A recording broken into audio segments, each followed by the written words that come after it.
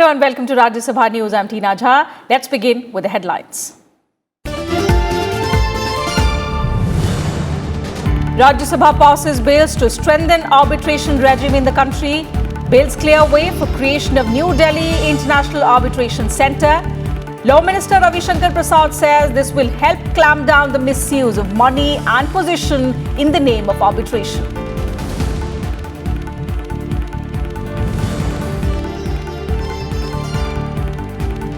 Women and Child Development Minister Smriti Irani introduces POCSO Amendment Bill in Rajya Sabha. Bill seeks stringent punishment, including death penalty for sexual crimes against children. Also aims to curb child pornography.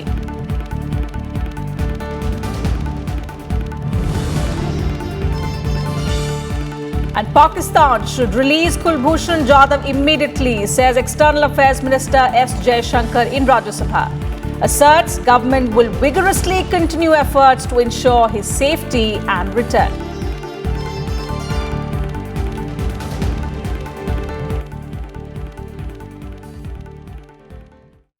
Rajya Sabha passed two bills that provide for changes in the arbitration laws. Both New Delhi International Arbitration Centre Bill and Arbitration and Conciliation Amendment Bill were passed by the Upper House on Thursday. The bill seeks to improve institutional arbitration by providing for settlement of commercial disputes within a period of 6 months. It aims to make India a hub of domestic and global arbitration for settling commercial disputes. The New Delhi International Arbitration Centre Bill has already been passed by the Lok Sabha. The Arbitration and Conciliation Amendment Bill 2019 that seeks to make changes in the existing law of 1996 will now go to the Lok Sabha. Several members participated in the debate on the bill. This whole arbitration ecosystem, as I said, is being sought to be built in the context of a larger narrative to make India a good place for doing business, for investment and also for dispute redressal. ये समझना बहुत जरूरी है sir. If you want to become an attractive hub as a country for these dispute resolutions or arbitration, then why not have some kind of a defined time frame? There is no reservoir or professionals, trained professionals in the art of arbitration in India. Now the bill says that they will create an academy, they will try to train people, but as of now there is a dearth. And that's why the choice falls on retired judges. It is essentially a Government of India Arbitration Centre. Better to name it not New Delhi Arbitration Centre, it is a Government of India Arbitration Centre. There should not be any ambiguity thereafter. Totally manned, managed and controlled by the government. Where is the investor-friendly procedural framework? Where is the transparent process for appointment and removal of the members? So if the bill in the present form is passed, the independence and credibility of the institution shall be compromised once and for all. ये corporate sharks जो होते हैं उनकी मदद करने के instruments बन जाते हैं. वो बिजनेस के सहारे अपने आप को आगे कम बढ़ाती हैं, छोटी कंपनियों को स्वैलो करके उनको निगल करके अपना पूंजी बढ़ाती हैं. और ये अमेलगमेशन का जो सिस्टम चल रहा है इसमें कहीं ना कहीं जो जुडिशियल प्रोसेस है या नेगोशिएशन के आर्बिट्रेशन के जो प्रोसेस हैं वो टूल बन जाते हैं.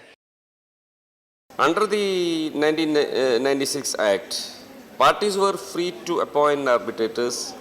Under this bill, Supreme Court and High Courts may now designate arbitral institutions. For international disputes, Supreme Court has to recommend the arbitrator. Due course of time, when there will be more need for arbitration, as in the initial outset I told that economic activity increases, we will be in need of more centers. Will that be then also called as New Delhi Arbitration Center? That is a big question, sir. Why can't it be called as an Indian Arbitration Center? More than one when it comes. The head office of the center shall be at New Delhi, and it may, with the previous approval of the central government, establish branches at other places in India and abroad. So, our central government can establish the International Arbitration Center in Chennai or in Calcutta, Bombay. Regional centers are concerned, there are several regional centers have to be started, not only at New Delhi, apart from other city, including the Amravati.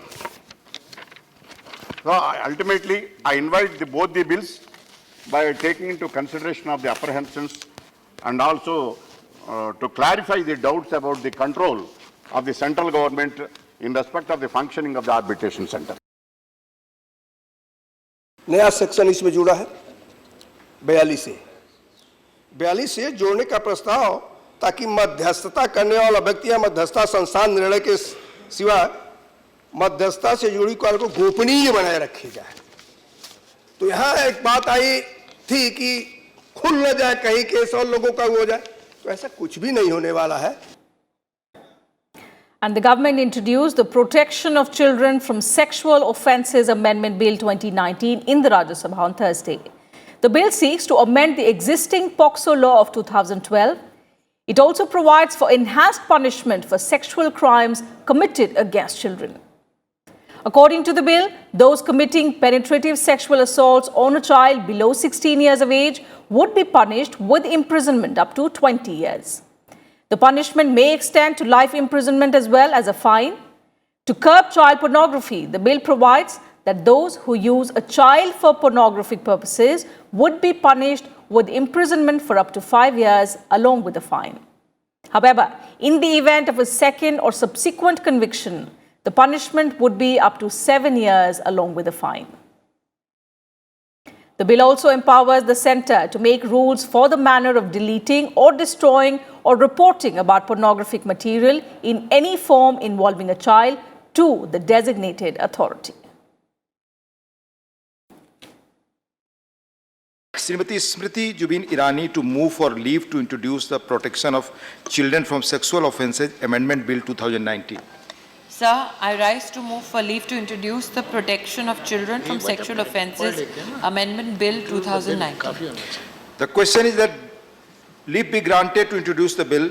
Those in favor will please say aye. Aye. Those against will please say no. I think the ayes have it, the ayes have it, the ayes have it. Sir, I introduce the bill. India on Thursday asked Pakistan to release and repatriate retired Navy officer Kulbhushan Jadhav immediately and vowed to vociferously undertake the efforts to bring him back to the country. Making a statement in Parliament on the judgment by the International Court of Justice, External Affairs Minister S. Jaishankar said the verdict of the World Court was not only a vindication for Jadhav, but also for all those who believe in the rule of law. A day after the International Court of Justice ordered Pakistan to review the death penalty to Kulbhushan Jadhav, External Affairs Minister S. Jaishankar made a suo motu statement in both houses of Parliament. Jaishankar said that Kulbhushan Jadhav was innocent and no coerced measures would change this act. Sir, the International Court of Justice delivered its judgment on the Jadhav case yesterday, 17 July 2019.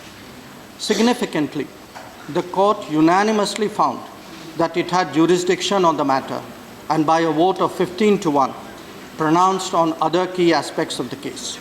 The sole dissenting judge was from Pakistan.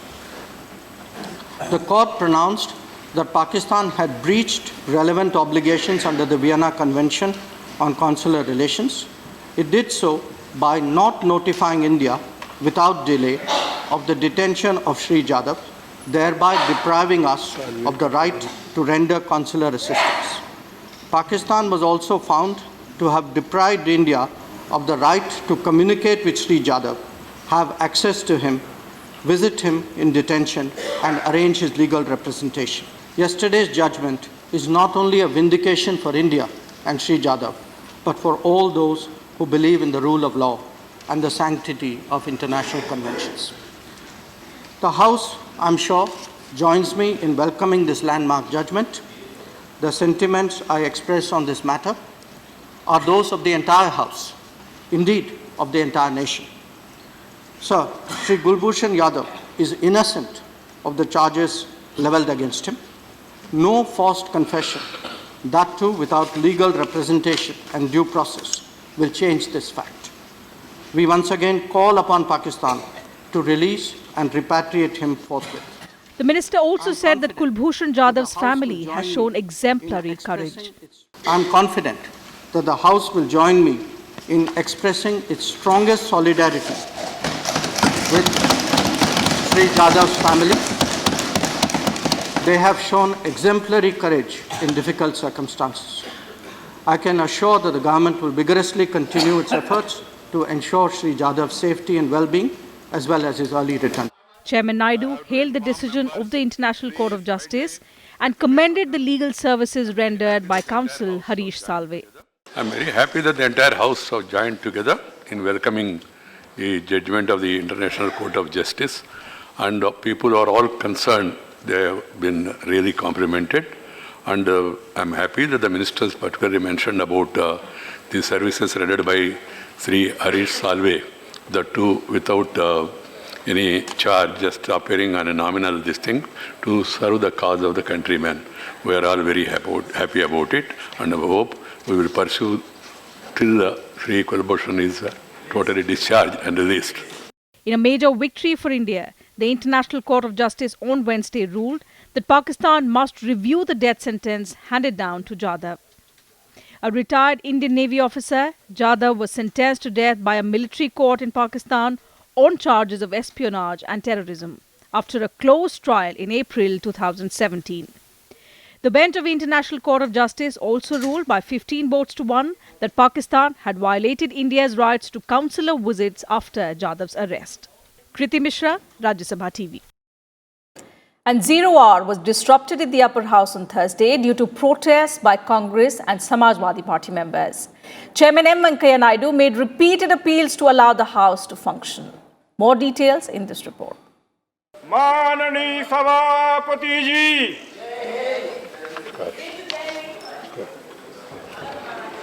0 hour was washed away on Thursday due to protests by Samajwadi Party and Congress members. The Congress raised the issue of political crisis in Karnataka, while Samajwadi Party members raised the issue of law and order situation in Uttar Pradesh. No, you have to take my permission. I am only saying that your notice. Chairman M. Venkaiah Naidu urged the agitating members to allow the House to function. This matter is not for consideration before the House.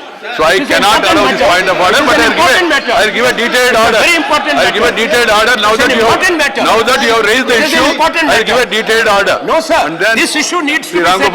Whether the Parliament of India is... Please, Bhaijai, he made his point of order. I have taken note of it. Please sit down. Please sit down. Please sit down. I will give a ruling. I told you, Anand, please sit down. Please sit down. As the protests continued, the chairman adjourned the House till noon. Kriti Mishra's report, Rajya Sabha TV. And that's it from us in this bulletin. Thank you very much for your time.